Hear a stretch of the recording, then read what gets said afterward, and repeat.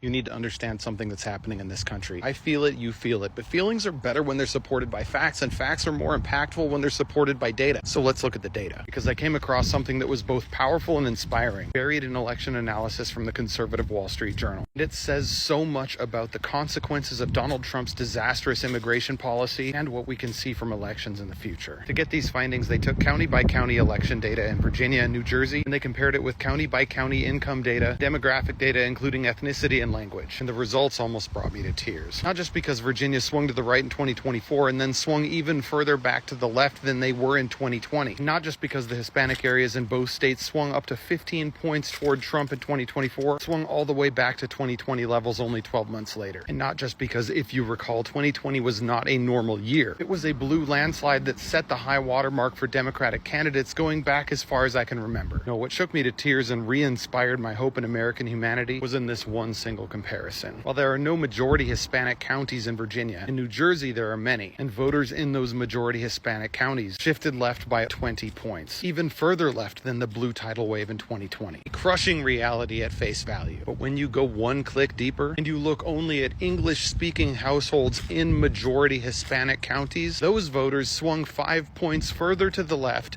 than their states did on average. Think about that. English-speaking households in majority Hispanic areas. In New Jersey, 80% of Hispanic households report speaking Spanish at home, which means these are overwhelmingly non-Hispanic neighbors choosing to vote to defend the Hispanic people in their community. This is the empathy vote, a plus 5 point boost to the baseline among people who know and value Hispanic people in their community. This is the direct electoral backlash against Donald Trump's vile immigration policies. The fact is, when you know and value someone regardless of, or maybe even because of their identity, and then some monster tells you that they're the enemy, your empathy requires you to defend them. That empathy guided people to fight for their communities to the point where they didn't vote more left than 2024 and 2020. In these majority Hispanic communities in New Jersey, Mikey Sherrill outperformed Barack Obama in 2008. This is the power of diversity and our shared sense of humanity. Do not let it go, because it's what makes us not them. And it's where we will find the conviction we will need to continue to move past them.